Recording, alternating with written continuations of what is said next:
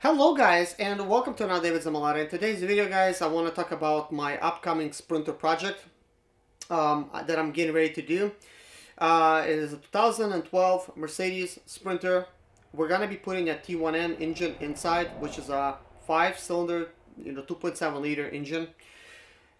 Both of these systems are completely different from these vehicles, and what we're going to be doing is me and Serge, we're going to actually do this project together. As they say, two heads are better than one. Both of us, we know something, that we know something about doing it, and we're gonna try to use our past experience and our knowledge to try to test these things if they're gonna work. I've been getting some comments and stuff about this project. One of them coming from Dimitri. He likes to comment, and I appreciate all Dimitri's comments.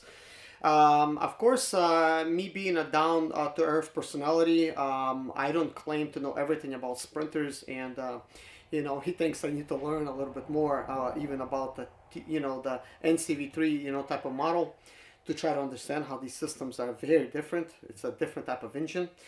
But you know what, guys? As they say, when there's a will, there's a way. Dimitri's thinking this project is going to be impossible. And that is a good thing. I'm glad that he thinks it's impossible, and maybe some of you guys think it's impossible.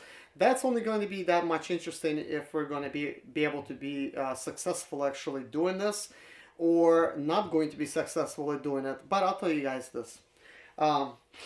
There's always two ways of doing something. And if we're not going to be successful at pairing the two computers together, which I will explain how kind of we're going to do that. I cannot obviously explain everything, but there is another way of doing it, and that is, of course, getting aftermarket ECU. Nowadays, it is really cool how they do that stuff. There's a company out there that's called AEM, and there's a system that's called CD5. It is a digital display that is pretty much an ECM, and they have stuff that they sell on top of it, like to add to it, that manages your air and fuel ratios and your turbo and your transmission and your throttle, and like all of these things, like these systems that are managing on top of it, so that you could do conversions for vehicles that's like much older. Like, you could grab an older vehicle and you could buy these other systems, and it's going to basically control them through this computer, and you could program it. And they have like all these different programs that they sell.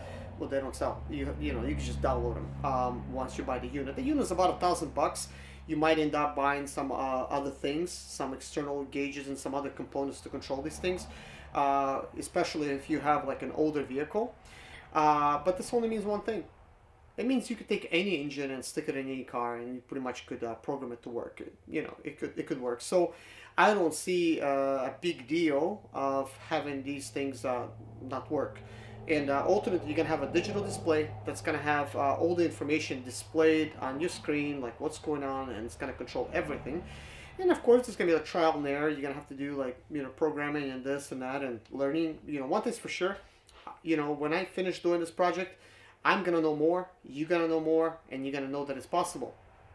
I'm not going to be jumping in to actually installing a digital display just yet, because here's what I'm going to be doing. I have a donor, a million-mile Sprinter. That's going to be my donor vehicle. It's got 1,187,000 miles, but the engine in there is special to me because I spent $9,500 for it at Mercedes. I bought it brand new pretty much. It's got some mileage on it. I don't know what it has as far as the mileage. Probably above 200,000 miles. It's really dirty, but hey, I bought it. I feel that it's, it means a lot to me. So, plus that engine has been remanufactured. It's actually not a brand new engine. That means possibly it's got bigger pistons in there. Possibly it's got, something more powerful about it. Maybe it has more horsepower. Because for them to remanufacture the same head, I mean, think about it. They have to bore it out. They have to do something. They have to probably stick bigger pistons in there. Because here's the thing. That's the only engine that consistently does 26 miles per gallon. My other one that I drive right now is like 24 miles per gallon consistently, up and down a little bit. But that was like 26, man. I've seen it as much as 29 miles per gallon. So it's probably because it's a little bit more powerful, so it's able to produce a little bit more horses, which is also better because when they're going to stick that engine and put it in the 2012 Sprinter, it's It's probably a lighter engine too, so that's probably gonna also like as far as the weight, because the Sprinter probably weighs a little bit more, but it's probably gonna work. As far as the weight differences, to where the engine's gonna be still powerful enough to carry the Sprinter. Um, some of you guys that have the 5 cylinders, you might think they're slow, and a lot of times they are slow because things are just not working right. Your jar might be bad, your turbo, and anything else could be bad. Your injectors might be old, so they're weak, and you might think, man, it's barely pulling my 2005 Sprinter, let alone how is it gonna like work for something newer like 2007 and up. But I'll tell you guys, when these engines are functioning at their optimal, man, they're so strong, guys. I mean, I literally think like if you could put them in a race versus this new Sprinter, it's probably gonna beat it. You know, they're just so fast. Recently, I made videos some like last year when I had some turbo issues, and I would show you how quickly it speeds up. Yeah, it's crazy. It's like so fast, and it sounds like a race car. And plus, there's like no restrictions in pipes, so it's breathing good, and turbo's working good. But anyways, one of the ways that we're gonna do it is this. Um, and I don't know like all the ways to like really try to show you, but here's what I'm gonna do. We're gonna keep two ECUs, one from a 2012 Sprinter, one of them from an engine. So let's imagine in something like this. We have an old ECU, we have the original speedometer, which is going to be like important.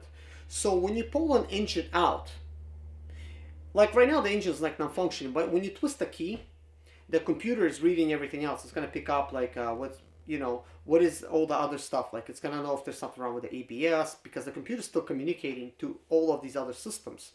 So technically, like this computer, if you replace an engine, like as long as the Sprinter is moving, that computer is still going to be sending signals to the ABS. Like it's understanding that things are moving along, so ABS is going to be happy, everything's going to be happy, the transmission is going to be happy, But there's a different engine. So basically, if you kind of think about it, if I drop another engine in there, then give it its own ECU, right? So I'm gonna actually still be able to control it with this, with the same type of key, um, because here's the thing. One of the things that there is an immobilizer on a 2005 and stuff like that. Like it doesn't send. One of the things that it doesn't do, it will cut off the fuel supply, and it will not allow the vehicle to start churning. But here's the thing. I believe there's a way around it, and we may do it a little bit differently. But just think about it. Like the original 2012 Sprinter is quite happy with its original ECU and its key. So when you twist the key, it still unlocks the steering, it still unlocks everything. So all of this is working. The only thing is missing is the engine, the heart, of the whole thing. So this means when I'm turning the key, this computer still sends a signal to the fuel and everything else where it needs to go. So this means I would take some of this original wiring from this key, like where it sends a signal to my fuel filters to start moving fuel, because I'm going to use those original fuel lines. Boom, route them into the engine. It's going to be sending plus the starter and the alternator. It's going to be sending signals to that, because that's going to be like its own little thing. So that means the engine's going to be getting fuel, and it's going to have the starter, so it's still going to start up, but there's going to be still an older computer in there that's going to basically once it's going to start up, it's going to like basically keep things going. Like I would use the original immobilizer, original stuff, like and this is a little bit like where it seems like it's a little bit complicated, a little bit confusing, like how is this going to work, but technically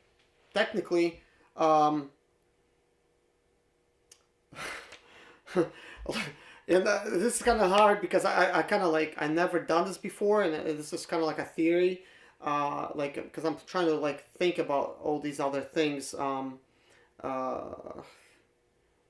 I don't know whether I'm gonna need to have like two keys and two ignition switches to try to keep that one happy. Because I mean, technically, if I was not, if I would not know anything about it, which I don't right now, but me, hopefully me and Serge, we're going to come up with and we're both Serge actually.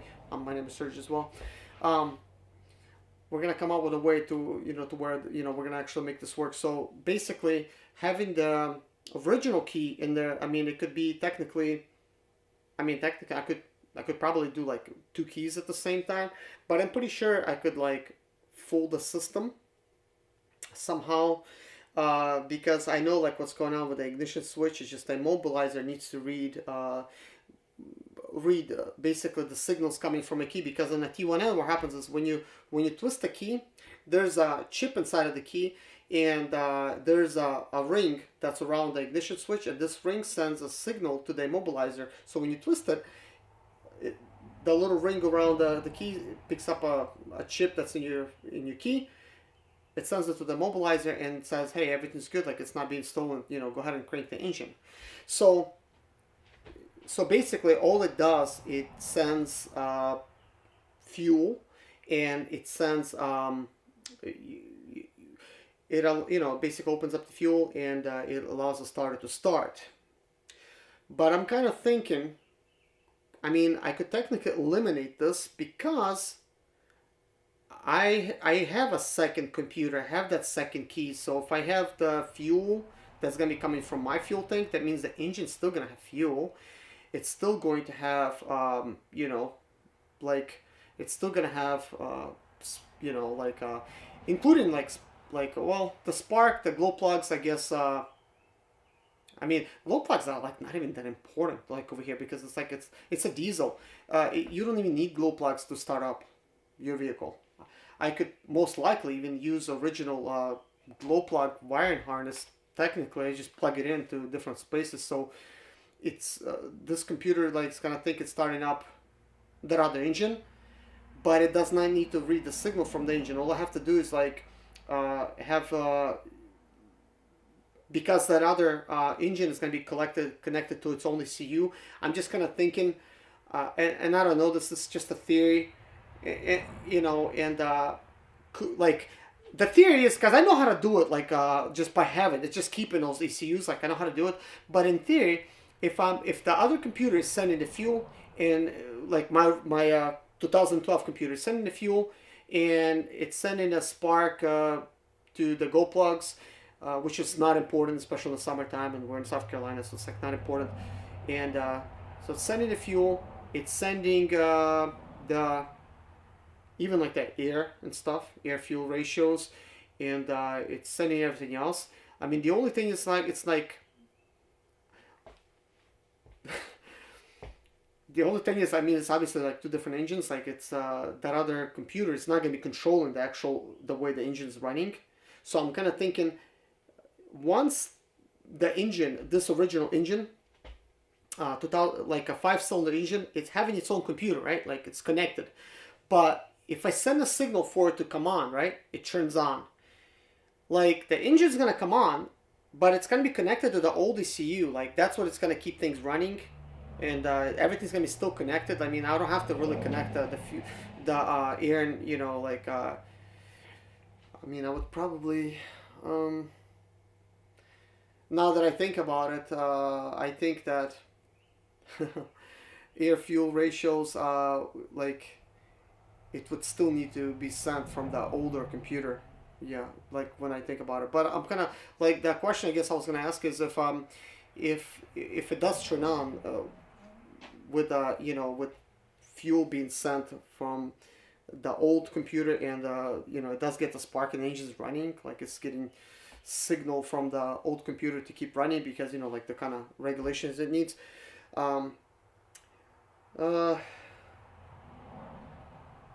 Yeah, it's a little bit mind-boggling because I haven't done it, but I'm pretty sure we'll be able to actually come up with a proper solution. I know right now you're probably not convinced that we could make this happen, but I'm pretty sure we could make it happen. One thing I will tell you this. Here's the simplest way to do it. Is basically do this. It's just to have the old computer, immobilizer, and ignition switch be basically together, the whole mix, the whole wiring harness, like that in itself is going to work. I'm just wondering if I could like work outside the box and kind of get rid of some of those systems and eliminate them. But if I have the original computer, original wiring and everything, and I put it like in my vehicle, um, the only thing I would need my speedometer to keep happy is my ABS systems and the AC and stuff like that. Like I could have this connected to like it's a different system. Basically, like all of these things are gonna be like functioning, but I'm seeing that I would probably need to have like two keys for it. But I think there's a way to bypass it. Like I just I don't like I kind of know how, but I'm seeing that there's obviously because there's the security features like you know with the key. But I think for the ignition itself, ignition is going to be I think easy to bypass just with a simple key because the other computer could let the um, let the engine start. But once it starts, I could have like the actual wires, the actual wires from the other ECU just basically run into these other wires, like together with the fuel. So it's like all the everything's gonna be like talking to each other just with the new key. Uh, but anyways, there's a way to do it, guys, and I'm gonna figure out how to do it, guys, because it's really hard to try to like really talk about it because there's so many different ways of doing it, and there's like a digital display.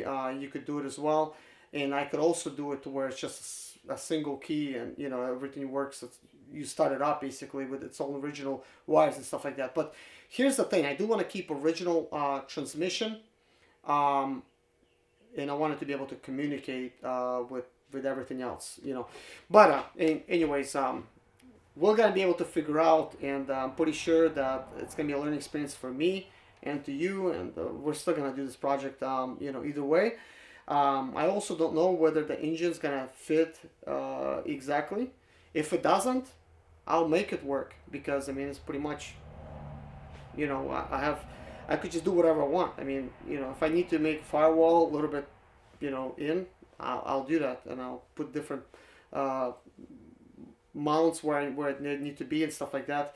I know this might seem like I don't know what I'm doing, and I'm not gonna say that I do, but I know it's gonna work, guys, because a lot of the stuff that I did on the sprinters, I was doing it for the first time and I still figured out. So some of the stuff you just gonna need to sit down and really, really think and brainstorm how these systems are working together, because obviously having two computers talk to each other, it's no small feat, but I think we could do it because some of the stuff like wires we just need to trace probably like where they at and stuff like that and just have them all work together. We'll figure it out, and we're gonna try to do it in 1 week. We'll see how that turns out. At least get it started and stuff like that. But anyways, we're starting that on June 15th. So anyways, guys, thank you for watching. Take care of yourself, and God bless you. Bye bye.